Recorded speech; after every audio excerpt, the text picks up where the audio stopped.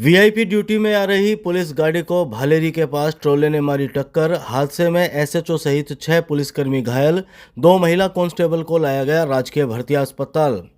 चूरू जिले के भालेरी के पास मंगलवार को वीआईपी ड्यूटी में आ रही पुलिस गाड़ी को सामने से आ रहे ट्रोले ने टक्कर मार दी। हादसे में पुलिस गाड़ी में सवार भालेरी एसएचओ सहित 6 पुलिसकर्मी घायल हो गए, जिसमें घायल 2 महिला पुलिसकर्मियों को चूरू के राजकीय भर्ती अस्पताल लाया गया, जहां चिकित्सकों और नर्सिंग स्टाफ ने घायलों का इलाज शुरू किया।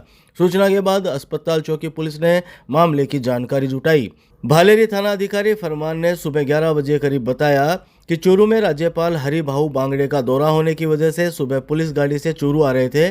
भालेरी थाने से 3 किलोमीटर दूर चूरू की तरफ अचानक सामने से आए एक ट्रोले ने पुलिस गाड़ी को टक्कर मार दी, जिससे गाड़ी में भालेरी थाना अधिकारी फरमान, 40 वर्षीय सुभाष, 25 वर्षीय भीमदान, 27 वर्षीय कांस्टेबल बलवीर, 30 वर्षीय अनीता और 40 वर्षीय संतोष कांस्टेबल घायल हो गए। सभी घायलों को तुरंत पहले भालेरी पीएचसी ले जाया गया, जहां सभी घायलों का इलाज किया गया।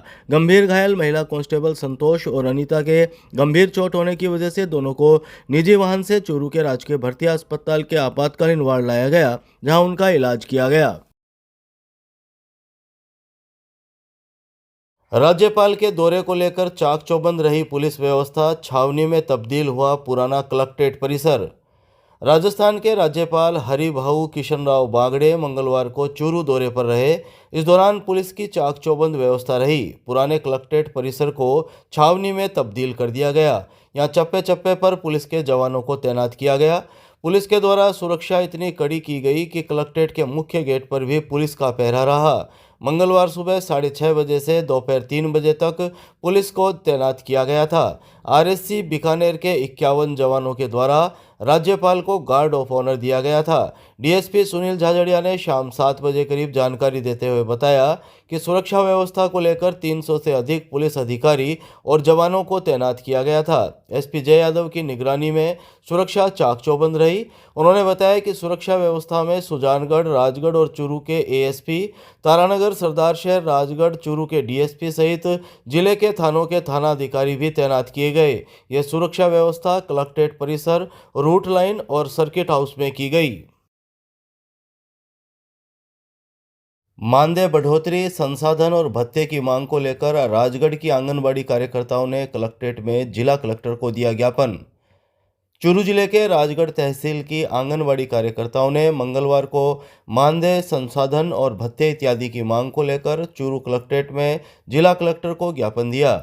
आंगनबाड़ी कर्मचारी संघ की जिला महामंत्री सविता धोलिया ने शाम 4 बजे करीब जानकारी देते हुए बताया कि आंगनबाड़ी कार्यकर्ताओं से ऑनलाइन कार्य करवाया जा रहा है, लेकिन उन्हें मोबाइल जैसे संसाधन सरकार के द्वारा अभी तक उपलब्ध नहीं करवाए गए हैं। आंगनबाड़ी कार्यकर्ताओं को न तो समय पर मानदेय दिया जा रहा है और न ही किसी तरह के भत्ते दिए जा रहे हैं। उन्होंने बताया कि आंगनबाड़ी केंद्रों पर बच्चों के लिए संसाधन भी नहीं है।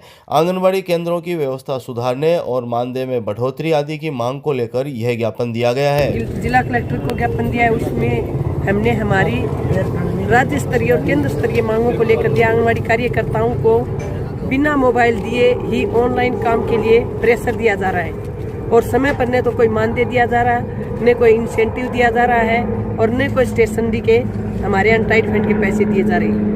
आंगनबाड़ी केंद्रों के ऊपर बच्चों के लिए कोई खिलौने या झाड़ू मटका कुछ भी नहीं दिया जा रहा है 3-3 साल से।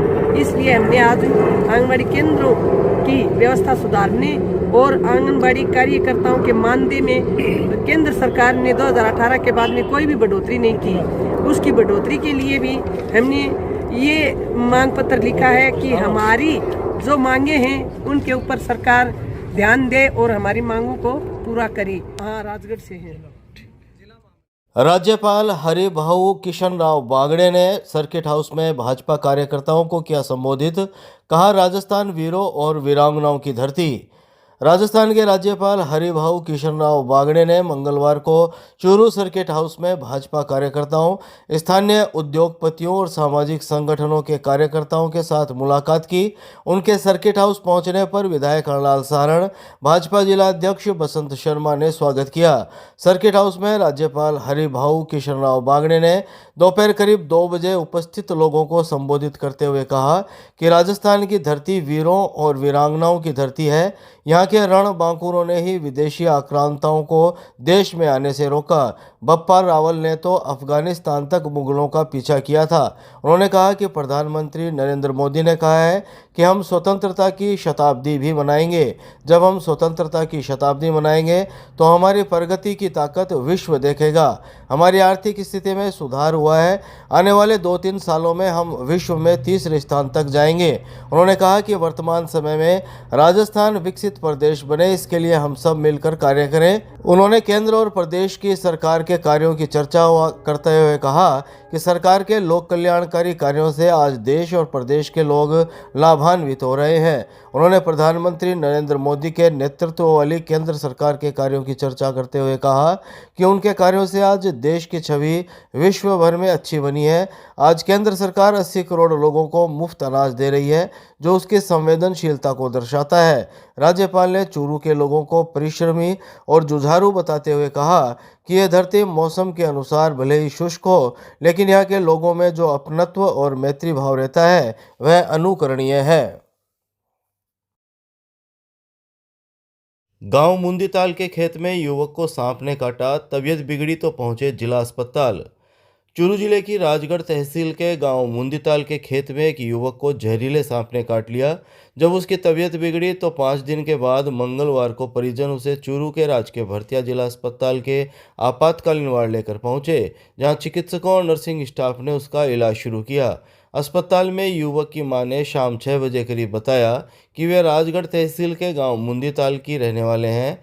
उसका 20 वर्षीय बेटा सचिन होली की शाम खेत में पोटास लेने के लिए गया था। जब वह खेत की पगडंडी पर चल रहा था, उस वक्त उसको एक सांप ने काट लिया। सचिन ने घर पर भी बताया कि उसे जहरीले सांप ने काटा है, लेकिन परिजन उसे अस्पताल ले जाने की बजाय झाड़ा लगाने के लिए लुटाना गांव के एक धार्मिक स्थल पर लेकर गए, जहां पुजारी ने कहा कि इसका जहर उतारने में समय लगेगा। इसके बाद परिजन सचिन के झाड़ा लगाने के लिए वहां ले जाते रहे। 5 दिन बाद भी सचिन की तबीयत में सुधार नहीं हुआ, उल्टे उसके बाएं हाथ में भी स्वेलिंग आ गई। इसके बाद घबराए हुए परिजन सचिन को पहले राजगढ़ अस्पताल लेकर गए, जहां हालत गंभीर होने पर सचिन को चूरू रेफर कर दिया गया। बहरहाल चूरू के अस्पताल में उसका इलाज जारी है। चिकित्सकों की माने तो सर्पदंश की स्थिति में रोगी को तुरंत निकटवर्ती अस्पताल ले जाया जाना चाहिए।